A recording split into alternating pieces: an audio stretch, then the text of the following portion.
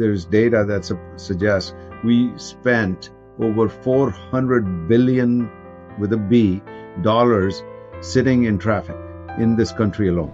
We have found, even by reducing shipping time by 1 day, normally it takes, let's say 20 days or whatever. If we can reduce it by 1 day, we reduce the total cost of ownership of the vehicle owner significantly. Last year alone, we had over 7 million traffic incidents in the US and over 40,000 deaths.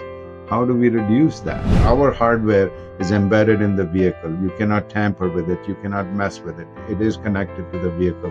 Even if the vehicle gets stolen, the first thing they do is throw the phone out or throw the dongle out. They cannot remove our hardware.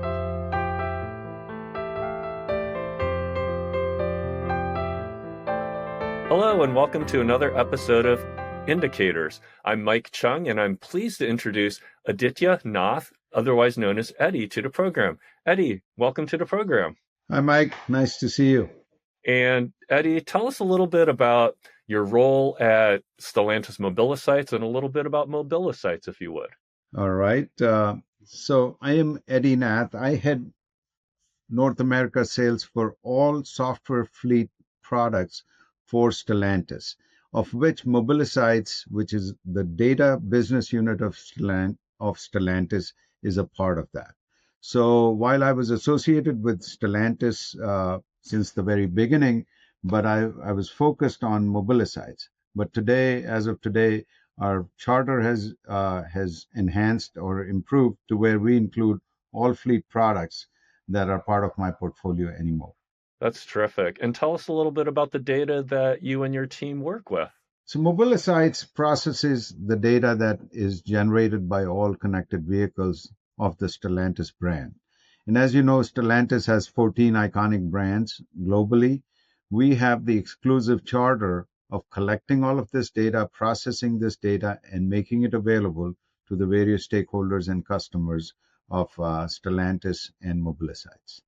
That's really fascinating. And what reach across the industry. 14 major brands, I'm sure, from a data architecture and nomenclature and kind of having all those systems talk to each other intelligently and correctly, that would be a huge undertaking. So you mentioned Mobilisights, and I understand that your organization has solutions across fleets, across government and transportation, and across insurance. Can you tell me some of the things that have been going on in the fleet space? Sure. So let me take a step back. And our mission as Mobilisights has always been to enable a smarter and a safer world using connected vehicle data.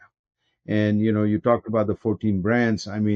Together we have over 14 million vehicles across the globe that are connected and providing us data on a second by second basis. So, and then the other thing is Mobilisights was founded on a very simple principle: privacy by design, because we recognize that privacy is going to be extremely important from a regulation standpoint, from a consumer standpoint. So we are very cognizant of that, and we follow some of the most strictest standards in the world. And GDPR in Europe is the golden standard for that, and we follow that even in the US. In US, some of the states are now coming up with their own regulations like CCPA out of California and so on. So we adhere to all of those regulations. And in that framework, we then provide data and data solutions to a number of customers. We've broken up our market into 4 segments, and you touched upon some of those. So smart fleets is the first one. Smart consumers is the second one, and I'll talk a little bit about that. Then we have what we call smart services, which is largely focused on infrastructure planners, public safety, governments, road designers, all of those things. And then we have a 4th market segment called smart decisions, in which we intend to provide insights from all of this massive amount of data that we collect from all the connected vehicles. So smart fleets obviously focuses on fleets, where the fleet managers and operators or the rental car companies or the government GSA, these are some of our largest customers. They use our vehicle data to look at things like, very basic things like vehicle health, safety, maintenance, and those kinds of things. They also look at driver behavior because driver safety is of paramount importance to all of the fleet owners and operators. So they are able to determine through this telematics data if the driver is drowsy, if the driver is, having distracted driving going on, or is braking hard, or turning hard. All of those kinds of behaviors are captured through this telematics data, and within the privacy guidelines, we're able to share that information with the fleet owners so that they can provide coaching, they can provide encouragement for improved driving and improve overall safety across the country, or across the globe, I should say. So that's one segment. The second segment that I touched upon was smart consumers. And smart consumers is broken up into two major segments. One is the insurance side, and people may have heard of something called usage-based insurance, or pay as you drive, or pay how you drive, in which, with consent, we are able to share your driving behavior, your driving history with an insurance carrier of your choice. So as long as you provide us explicit informed consent that, hey, please share my data with carrier X because they are going to quote me a new insurance rate for my vehicle, we are able to share that data, and then so that is a huge segment of our smart consumer marketplace. The other segment is a subsegment of smart consumers is all the B2B2C applications you're seeing, parking, charging, so there is a number of these applications that are emerging. And so we do not sell directly to consumers. We are 100% a B2B company, but our B2B clients then share their applications using this data, whether it's for digital tolling, whether it's for road usage management. These are some of the new use cases coming about. They share that with the customer. So that's the smart consumer. The third piece is the smart decisions, which I said is anonymized data. So they don't need to know who the drivers are. It's not VIN specific, but these are consumers of data that need to know trends. What happens at this traffic light between the hours of 4:30 p.m. and 5:30 p.m.? How bad is the traffic? Or how bad is the safety at a given intersection? How bad, congestion happens if there is a big Bears game, in Soldier Field. So all of those kinds of things, the traffic planners, the infrastructure designers, the traffic engineers for the city or the state or the federal government, they use this data to improve the road safety, improve road design, improve infrastructure design, and so on and so forth. So that data is massively useful for these kinds of stakeholders. And then finally, smart decisions is where we are looking at providing insights based on very specific use cases that we can derive from this huge data lake that we have built. So it's kind of starting in reverse order, the smart decisions. So traffic management, for example, so monitoring rush hour traffic, monitoring safety, intersections where you might have a high volume of traffic, and then that data, that analysis that your team can provide can go back to planning agencies to perhaps introduce engineering solutions, whether it's traffic calming measures or how a lane is, if there are more lanes or if there's a stoplight. Am I thinking about that correctly, Eddie? Yes, you are. And in fact, a lot of it also has to do with safety. So if there is an incident or if there is snow or ice on the road, where should the resources be deployed first? All the cities, every city, state, and the federal government are constrained. So how do you strategically deploy your resources to be, the fastest response or the most comprehensive response to a given situation? So we see that it's continually being consumed, this data, and they're making decisions. Oh, there are potholes. I mean, Chicago is known for potholes. And, where are the worst potholes in Chicago? And, where do you send your repair crews first? There's 30,000 miles of roads in Chicago. How do you fix? Which one do you pick? So there are a lot of decision making that needs to be done in, sometimes in real time, sometimes for planning purposes, where this data becomes really key. That's really helpful. And I think about two examples, one of which you touched on, an event-oriented phenomenon like a Bears game. And I've heard variations of the Taylor Swift effect on traffic in a city. And, and then similarly to the potholes, when you are closing a road for construction, what's the right time of day, how many lanes, and that kind of is a corollary of the Taylor Swift Chicago Bears problem, right? So Yeah, very, very exactly. fascinating. Yeah. It sure is. And, just people don't think about it, but last year there's data that suggests we spent over 400 billion with a B dollars sitting in traffic in this country alone. And that's massive amount of money that's wasted, just because of poor road design or poor planning or, poor infrastructure. And, we have to recover that money. So, yeah. Yeah, it's really encouraging to see the efficiencies that are being realized through collection of data and then being able to harness that data through analysis to get to some of the solutions we just talked about.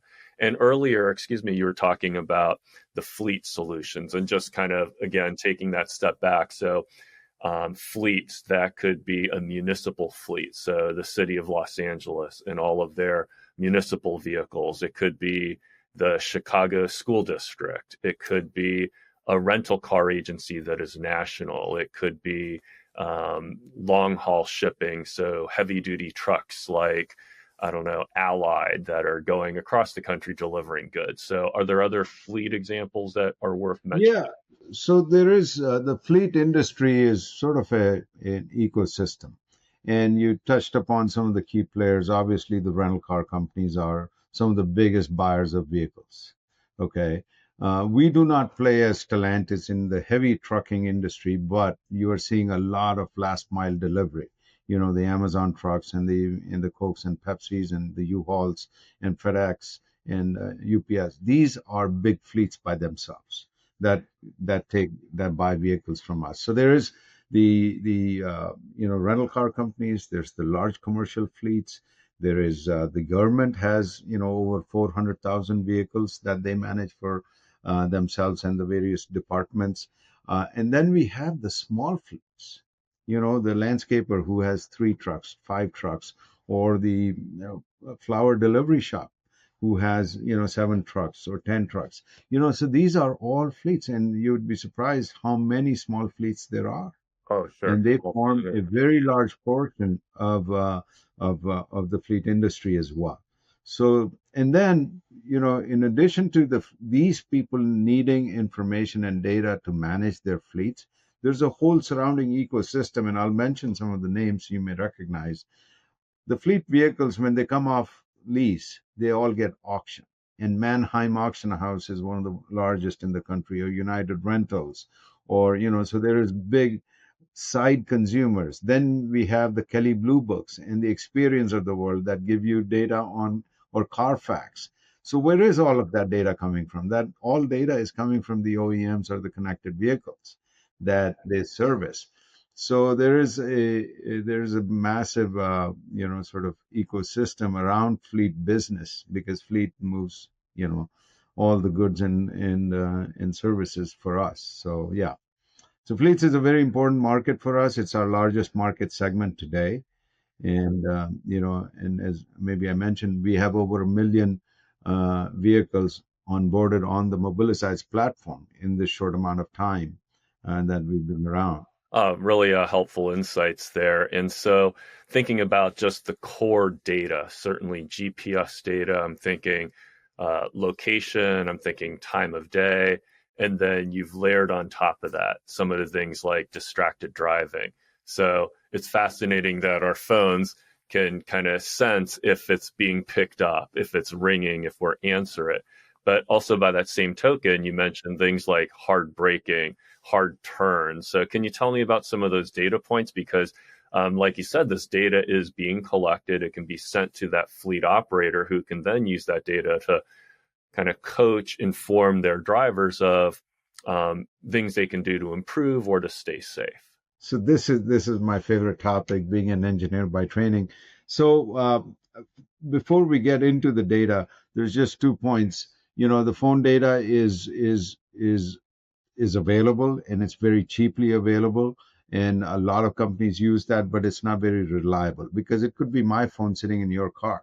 So suddenly it's not. Sure. So that's one thing. The second thing is, so the OEMs have only started connecting their vehicles over the last maybe 10, 15 years, but the need for vehicle data has been around for a lot longer.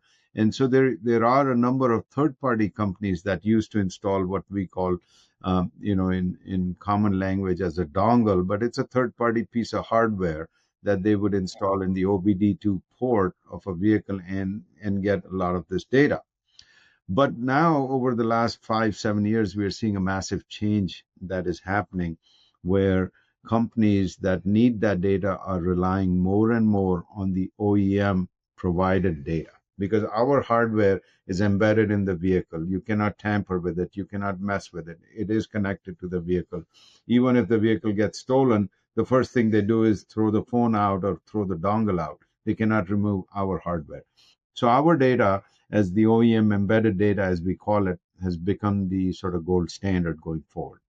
Okay, now going back to your point about data signals. So if you think about the CAN bus, which is the bus that connects all the electronics within a vehicle today, it carries about maybe over 15,000 data signals, okay, to help the various controllers within a vehicle deliver the kind of performance and experience that every OEM or manufacturer intends for its drivers to have, whether it's comfort, whether it's sound, whatever it may be. And so there are 15,000 plus signals that are available.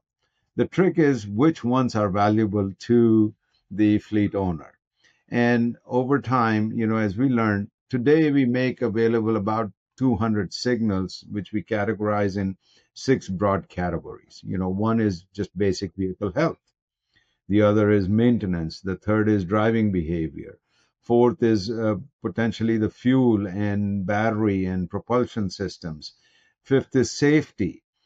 So we have grouped signals in logical groupings so that they can be consumed by the fleet managers in a structured manner. And it's a growing sort of evolution of need. As they get visibility into certain aspects of their vehicle, they need more. So now we are tapped into to extract more signals from our CAN bus and make them available to the fleet operators and the fleet managers. Oh, that's really helpful. I mean, gosh, 15,000 and then 200, then 6 categories. I imagine there was a bit of dialogue between your team and your customers to say, well, which ones are the important ones? And kind of a nice back and forth in terms of identifying variables of interest. Is that correct, Eddie? That is so true. And I mean, while we call them customers, but they truly are partners because they are also helping us, guiding us as to what is important for the driver or the fleet owner. So it's not just that they're telling me as the data or software company of Stellantis, they're informing Stellantis through us what the future needs of the vehicles might be. So it's extremely valuable input we get. So for example, we said they came to us and they said we need visibility. Just like Amazon, you order something from Amazon today and you now have visibility of the entire journey your package is taking from Amazon, all the way from when it is packed, wrapped, shipped, given to the truck guy, all the way till it shows up at your door.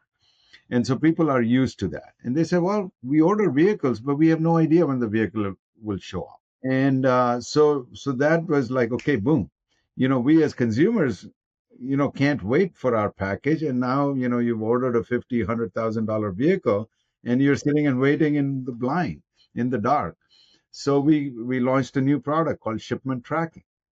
And so the moment a vehicle leaves the factory floor, now the owner of that vehicle, or the person who ordered that vehicle, or the dealer, has visibility, where the vehicle is going. A lot of times the vehicles don't get shipped directly to the end user. They go through upfitment. They become a snow truck, or they become a whatever use case that might be, and they go through upfitment. They go through various kinds of deliveries. Sometimes we have vehicles coming from overseas, so they are sitting on a ship, they're sitting in a yard, they're sitting in a rail yard. So now, they can track the shipment. And we have found, even by reducing shipping time by one day, normally it takes, let's say, 20 days or whatever. If we can reduce it by one day, we reduce the total cost of ownership of that vehicle owner significantly. It makes a difference because they can put that Make it vehicle more into commercial straightforward. production. Yeah. Yes, sooner. So these are the kinds of things we learn every day from our customers. It's almost like iron sharpening iron, right? Because, like you said, you get feedback, they're your partners, and it helps you and your team ideate on, oh, here's what else we can do, and kind of synthesize those ideas to create productive solutions for everybody. One other good one that we just put into production is, these rental car companies, and these are, massive fleets, million vehicles, and so on and so forth. And you used to, in the past, go to the airport, drop off your car, somebody will come with a little computer in their hands and check you out. And it used to take 5-10 minutes, and you would see a team of about 10 or 20 of these people checking out, you know customers. And it causes delays because you're waiting for that guy to finish and then comes to you, and your flight is leaving. So it used to create a lot of stress and a lot of manual labor. Now, with this telematics data, the moment you get to the yard, the return lane, you can just leave your vehicle and go, because we have captured, through this telematics, the last known location, the odometer, the fuel. We've captured all this information that the rental car company needs to bill you, and so that feeds directly into their system. So it's a highly automated process now, and you never miss your flight because you don't have to wait. You can be on your way. So, and they've reduced the amount of manual labor. They can redeploy that for cleaning cars or doing other things. So yeah, there's some phenomenal uses of this data that we're seeing every day. Yeah, and the end consumer like me, I've rented a car recently, and I have been sort of the beneficiary of that streamlined process. So that's super exciting. I mean, are there other sort of ahas that you and your team have had in terms of like new solutions and new kind of I guess things that you've been able to develop with your partners this way? So, I mentioned digital tolling. So, there are companies that are now using our data to do tolling. So you don't need to ever have a transponder or anything. They just work on your behalf in the background. Every time you cross a toll gantry, they pay the toll on your behalf, and so on and so forth. So for large fleets that have thousands of vehicles, this is an awesome service that is now being made possible by our data. But the one thing that really, really excites me, and I was going to talk about that in the end, is the vehicle V2X communication.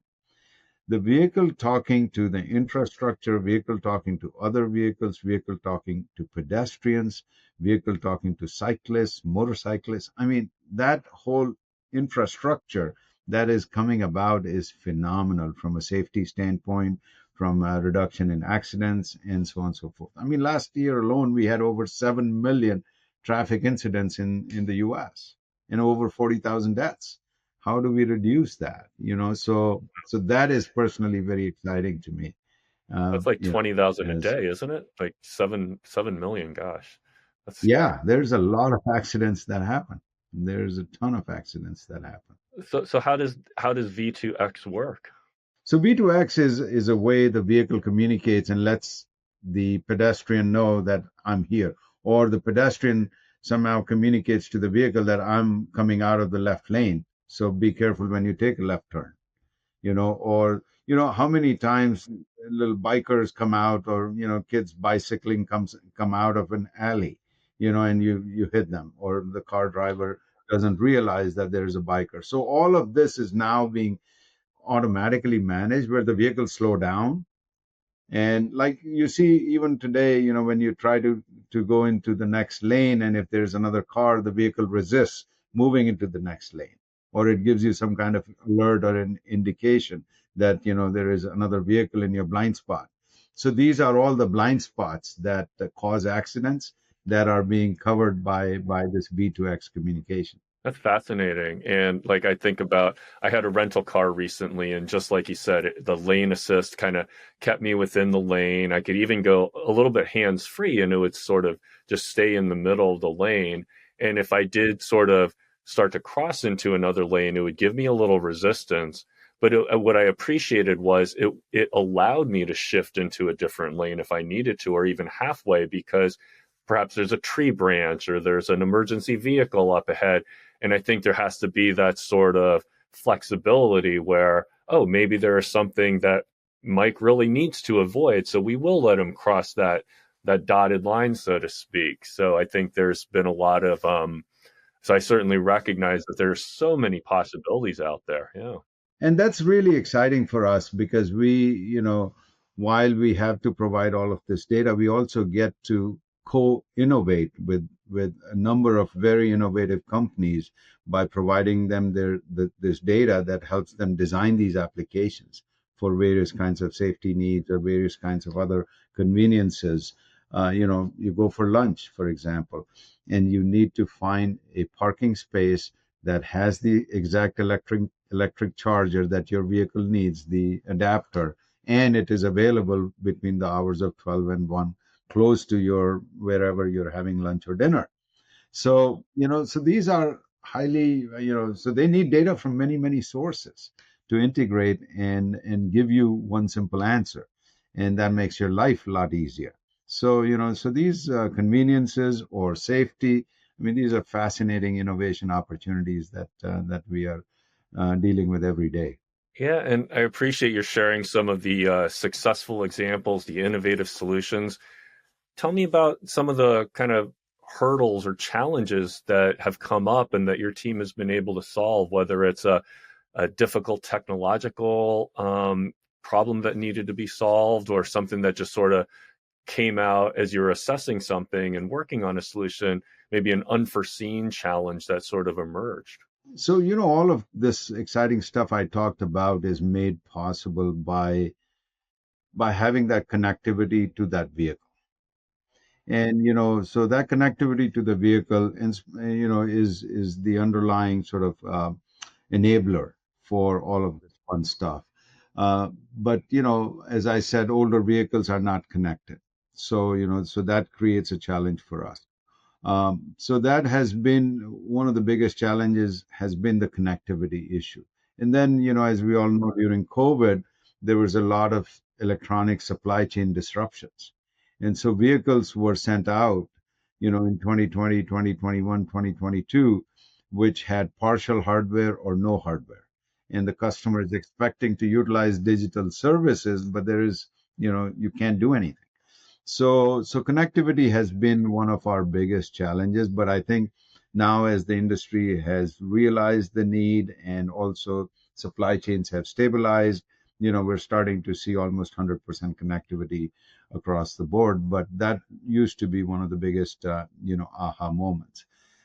Or the challenges. The other big challenge used to be in customer perception. Is Big Brother watching me? And so we had to spend a lot of time educating the groups out there that we are entirely consent driven. And maybe other OEMs might not be as strict about consent. We at Stellantis Mobilisights are extremely rigid about, we will not violate our consent policy. So we have to have two-step consent, explicit informed consent, consent that a person can refute after some point of time, or turn it off. So we are, so that was another big sort of obstacle to adoption. And so we've seen some of those. We are working very hard on creating universal consent frameworks. We're making it easier for consumers to know where they've given consent and where they need to remove their consent, whatever. So that optionality is extremely powerful and important for our end users and drivers. Well, thanks for sharing that. And I'd like to ask people about kind of the future of data. I mean, you mentioned V2X, but are there other things that come to mind in terms of what might we expect in the near future? So, so video analytics is another big area that is coming about where, front dash cams, reverse dash cams, forward facing cameras. I mean, my Jeep has, I think 14 or 17 cameras already on it. And I can pretty much see every exterior spot of the vehicle. But internal facing dash cams are good for safety. They're also good for driver behavior monitoring. They're also good for on the fly coaching, for example. So a lot of that is happening now, and it's coming more and more. Obviously, data is going to be the key enabler for autonomous driving, hands-free driving. So there's various levels of autonomy that is coming about. So that is extremely important. Uh, Electric vehicles. We can take your typical internal combustion engine vehicle to a mechanic, and a mechanic can tell you a lot about the state of health of that vehicle. They cannot today tell you the state of charge or state of health of the battery of an electric vehicle. Sure. And so the world is relying on OEMs to be able to communicate that, hey, obviously over time the range degrades, whether it's your smartphone or your vehicle or your computer, it's the same. But how do you put range anxiety is a big thing. How do you alleviate those concerns? So data is being used in really, really interesting ways to enable some of these conveniences and questions that people are asking. Another one that is under pilot testing, which is also related to battery vehicles, is when we buy fuel or gas for our normal vehicles or in ICE vehicles, we pay a fuel tax that is used to support the infrastructure, the roads and the highways and so on and so forth. With battery electric vehicles, there is no fuel. There is no so a new set of pilots are being done right now by the states of Minnesota, Portland, almost all of them, called road usage charging, whereby the amount of battery vehicle you drive on a road, you will get a bill at the end of the month saying, hey, you drove 58 miles, and here's like 58 miles times X cents per mile. And, so that becomes your new way of tolling that the government is experimenting with. So there's many uses of this data that are out there. Oh, that's really exciting. And if I can touch back on one thing you talked about, it was the automatic tolling, particularly for fleets. And I think about Easy Pass. I mentioned having a rental car, and it's like if I go, say, to Florida for vacation, it's that, okay, how many times will I drive on the tollway? Should I bring my own Easy Pass? Should I pay the flat fee per day? Can you tell me a little bit more about how that works? So it's location based, and if the fleet operator signs up his or her vehicles with the local Easy Pass or tolling authority, they can just have that done automatically? Yes. So we, in fact, Stellantis just announced a service this week with one of our service providers to offer digital tolling in our not only fleet vehicles but passenger vehicles as well. But it's very easy. How many times you've forgotten to bring your Easy Pass when you've rented a car, and suddenly you get a bill, where the tolls were $7, but the admin charges were $40. Right. to administer the toll. Nope. So none of this. Easy passes also have a tendency of getting stolen. Or broken. It's just another piece of hardware. So all of those things. So the toll recovery, it's in the best interest of the toll sort of agency as well as the vehicle owner to have a sort of unbreakable link. And through this digital tolling, they have this link because the vehicle's geolocation is known at all points of time. And we also know where the geolocation of the toll gantries. And so we know when a vehicle crosses a toll gantry location, and we also know the toll charges, is 40 cents or 75 cents or 100, whatever. we are able to then trigger a payment mechanism with these tolling companies that are our partners now.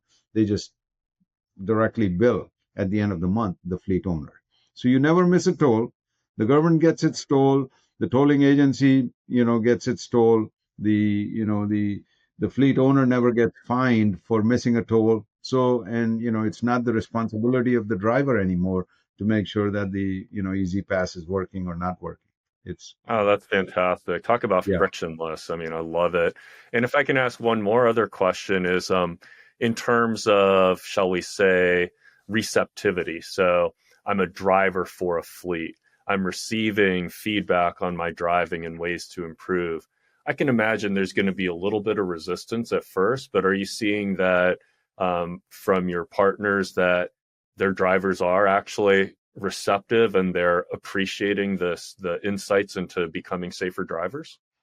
So I think it is how the fleet companies are presenting that information to their drivers. You can come across as a big brother, or you can come across as a supportive aid, in helping somebody get home safe, on a daily basis. And, these drivers are on the road for thousands of miles a month. And, so getting home safe is extremely important.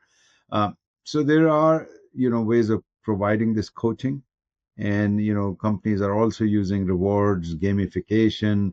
There's many interesting ways they're trying to deliver this message of safety to their drivers, and drivers are overall becoming more and more receptive, as they realize. And plus, the cars are getting smarter, so with the autonomous driving and so on and so forth. So the drivers can and take advantage of the features that the vehicles are offering today, lane assist or blind spot, all of those kinds of things. So I think overall there's a growing awareness and growing receptivity.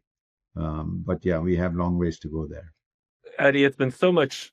I've enjoyed our conversation so much. I feel like we've covered so much material. I've learned so much about the new and growing trends, how data is being used across the spaces you highlighted. But before we end today's conversation, I just want to have a couple of fun questions, if you don't mind. Are there any particular favorite vacation spots you and your family enjoy going to? Are there particular favorite foods you've had along the way on a business trip or on personal travel? So I have to tell you this. I am going to Antarctica at the end of this year, around Christmas, with my whole family, and I'm very excited. It's the seventh continent. Not too many people have done it or do it, but we are so looking forward to. I guess I'm a travel nerd, and the same sort of genes have flown into my children as well. And we have a rule in our family: for every year you age, you should have seen one new country.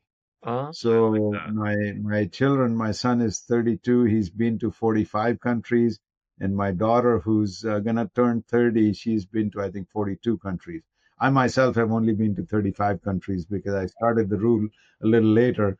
But but yeah, so Only we 30. know only 35. So we are very excited. But That's from a wonderful. business, yeah, I mean, and my favorite, of all places, Japan is one of my favorite countries from the food standpoint. I'm a little bit of a foodie as well as just the culture, and the people are fantastic. Terrific. Thank you for sharing that. How long will the trip to Antarctica be? Is that like a month-long expedition? No, no, no, no. We are not going on an expedition of that type. It'll be about 2 weeks. And if you don't mind, have you ever seen the speed round questions where I give you two choices and you just answer very quickly? Well, I'll try. Okay, let's give it a try here. So speed round with Eddie. Chocolate or vanilla? Chocolate every single day. Tennis or pickleball? Pickleball, Convertible or SUV? convertible, Hula hoop or yo-yo? yo-yo, World Series or Super Bowl? Super Bowl. K-pop or Taylor Swift? Oh, that's a tough one. I go with Taylor Swift. All right, and I think I know the answer to this one, but Hawaii or Alaska? Oh God. Hawaii, Hawaii, Hawaii. I'm already going to Antarctica, so I'm good with that. Two more, skiing or snowboarding? Snowboarding. And the last one, Run DMC or Drake? Oh, Drake. All right. Well, thank you for completing Speed Round. Eddie, I've enjoyed this so much. Thank you so much for this great conversation. Thank you so much, Mike. So thank you to all of our listeners, and thank you to Eddie for joining us. So until the next time, we look forward to seeing you on another episode of Indicators.